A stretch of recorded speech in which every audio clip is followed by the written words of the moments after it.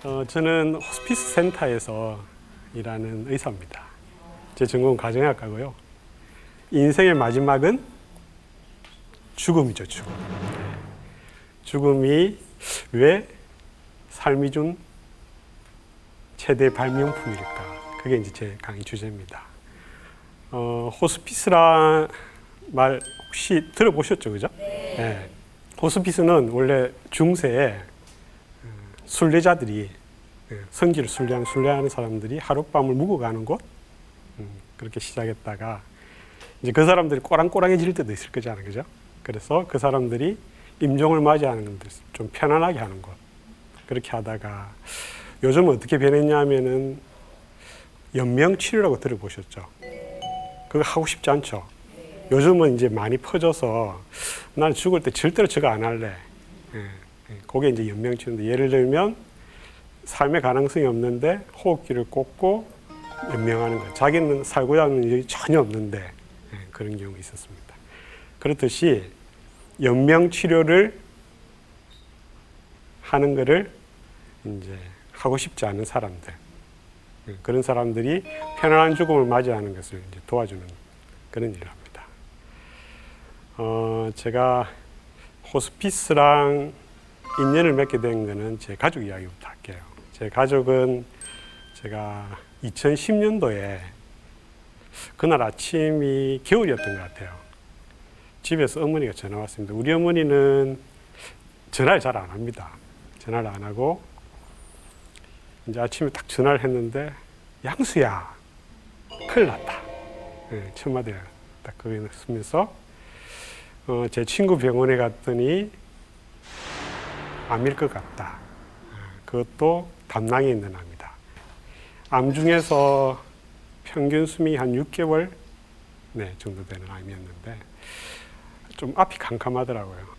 저도 이제 의사지만 당황스럽습니다. 왜냐하면은 제가 죽음을 많이 맞이했지만 내 가족이 가까이 있는 사람이 죽는 거는 또는 그런 일을 당하는 거는 익숙치 않더라고요. 참 아이러니하잖아요, 그죠? 그걸 뻔히 보면서 내 가족은 그렇지 않을 거다. 나는 그렇지 않을 거라는 생각을 하니까. 근데 이제 여느 사람처럼 저도 똑같이 수술 잘하는 의사 찾아보고 또 서울로 아버님 모시고 오고 그런 과정을 거쳤습니다. 거쳐서 이제 수소문해서 이제 수술도 할 수 있을 정도라서 수술하시고 또 아니나 다를까 1년 정도 지나니까 재발을 하더라고요. 재발하고 또 방사선 치료하신다고 했는데 그것도 신통치 않았습니다. 근데 제가 다행히 제가 미국 연수하면서 잠시 배웠던 그 비타민 C를 고용량으로 사용하는 방법이 있었는데 그걸 아버지는 들었습니다. 그래서 잘 듣더라고요. 그래서 희망이 있겠다 했는데 그것도 한 1년 정도 지나니까 이제 극복하지 못해서 이제 호스피스를 권해서 호스피스 들어갔습니다.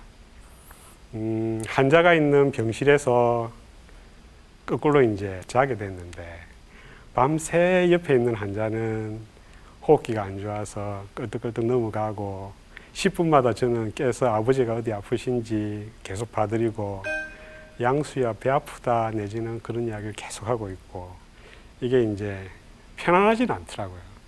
왜냐하면은 조금 더 편안한 곳에서 우리 아버지가 생을 마감하면 어떨까라는 생각이 그때 이제 번뜩 들었고 그래서 생을 마감하는 데 조금 도움을 줄 수 있는 의사도 좀 되면 괜찮겠다라는 그런 생각을 좀 가지고 있었습니다. 그러다가 이제 오래 끌 것 같았는데 아버지는 이제 걸어서 들어가셨지만 한 10일 못 돼서 돌아가셨는데 그리고 이제 조금 지나서 우리 장인이 다시 이제 대장암 사기 딱 진단받고 폐까지 전이돼서 수술도 못 하신다는 이야기를 듣고 근데 장인 어르신은 아버지와는 다르게 끝까지 항암 치료를 하셨어요. 그러니까 가족하고 이별도 못하고 그냥 폐혈증 걸리셔서 또 돌아가시게 됐습니다.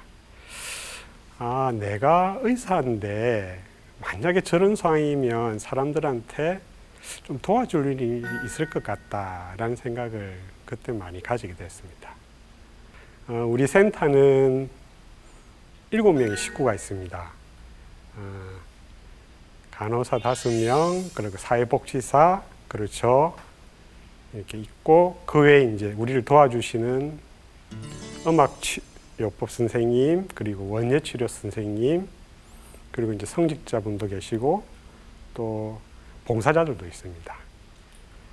이제 여느 병원처럼 들어오면 의사가 다 주도해서 뭔가를 다 할 수도 있지만, 여기는 많은 분들이 같이 도와주셔야 됩니다. 그래서 환자분들이 오시면 가족들하고 다 같이 상담합니다. 상담하면서 어떤 방법이 가장 좋은 방법일까? 그런 것들도 같이 이야기를 나누는데, 제 첫 환자 케이스였어요. 첫 환자 때 첫 번째 항암을 실패하시고 이제 항암 안 하겠다 해서 농사 짓고 좀 살겠다 하면서 김포로 들어가셔서 한 4년을 잘 지내셨어요. 지냈는데 이게 이제 폐까지 딱 전이되시면서 숨이 차니까 집에서도 어쩔 수 없는 상황이 되니까 이제 도움을 받기 위해서 오셨어요. 자식들은 음대를 나왔고 성악을 전공했던 아들이 있었고, 일단 증상을 완화시킬 수 있습니다. 몰핀을 쓰게 되면 숨찬 게 완화되고 하니까 반짝 좋아지는 시기가 있습니다. 그래서 그때 제가 가족들한테 제안했습니다. 가족 음악회 한번 해보는 게 어떻겠느냐고. 근데 그것도 딱 며칠이었는데, 그 딱 며칠 지나니까 이제 가족들도 함께 모이는 자리가 마땅치 않아서 넘어가시면서 또 돌아가시게 됐습니다. 그래서 뭐든지 때가 있는데 라는 생각을 했습니다. 그 외에 이제 호스피스에서 하는 일들은 가족 사진 같은 걸 같이 찍어드리는 일도 하고요. 합니다. 그래서 제가 그분들을 만날 때마다 또는 우리 센터 식구들이 하는 일들이 뭐냐면은 가장 좋은, 가장 그분들이 원하는, 그게 생에 어느 정도 딱 남아있는 그 시점에서도 정말 하고 싶어 하는 일이 뭘까, 뭘 제일 하고 싶은지를 꼭 묻습니다. 이제 제일 황당한 케이스는 그런 게 아무것도 없다 하시는 분, 정말 황당합니다.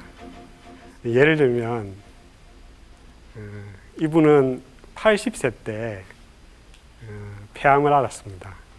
폐암을 자기가 알고 그게 뇌로 전이되기 전까지도 몰랐다가 이분이 바둑을 아주 좋아하셨는데, 바둑을 이제 혼자서 사시면서 인천에서 동대문에 있는 바둑 두는 곳까지 혼자서 이제 계속 다니셨는데 혼자 사셨어요.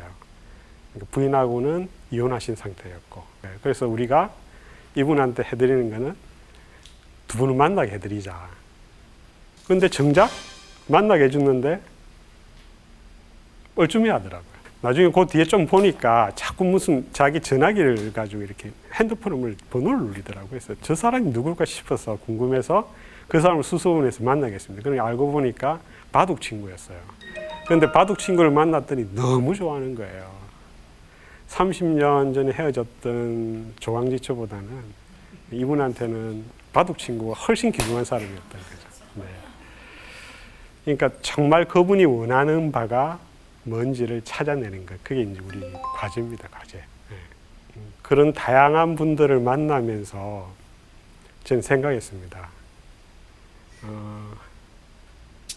나도 언젠가는 죽을 호스피스 환자고, 물론 기간은 좀 길지만 이분들도 아주 짧은 생을 살지만 우리는 항상 죽음이 앞두고 있는 그런 인생을 살고 있는 이 시점에 그럼 어떻게 할 것이냐.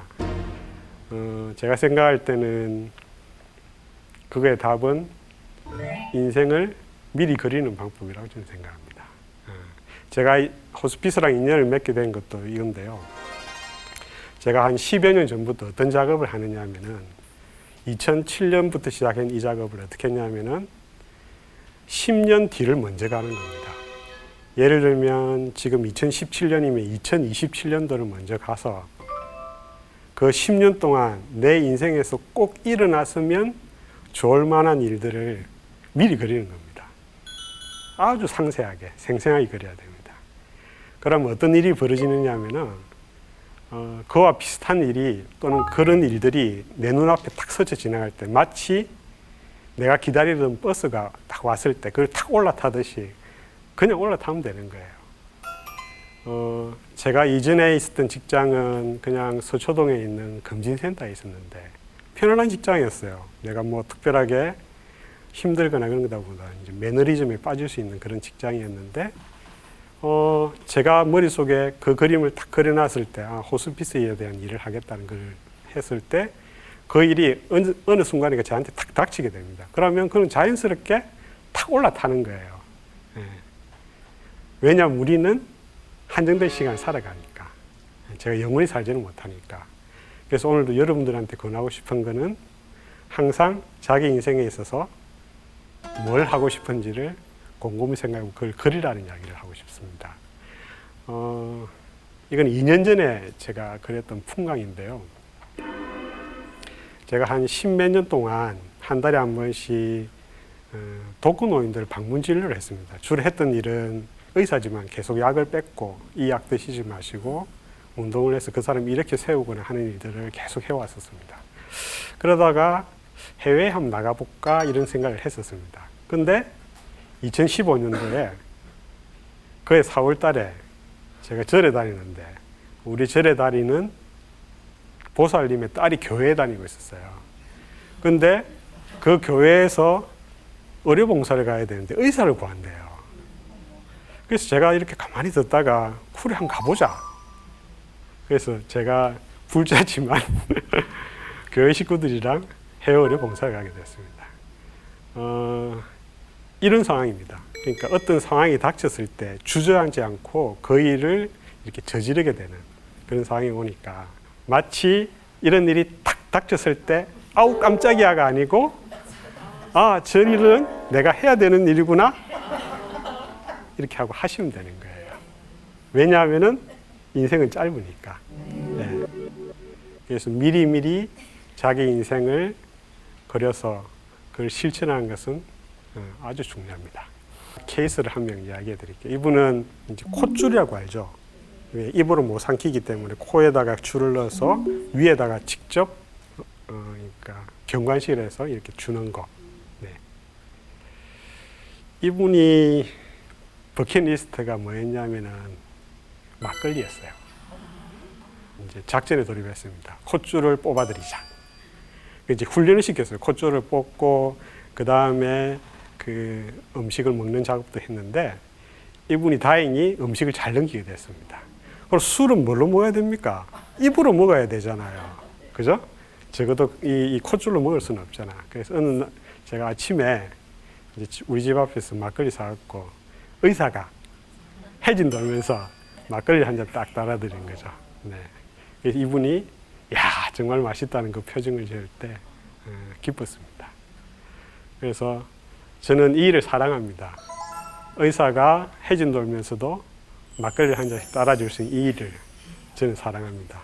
그와 함께 여러분들도 인생에 있어서 정말 자기가 하고 싶은 일을 미리 그리고 살았으면 참 좋겠습니다.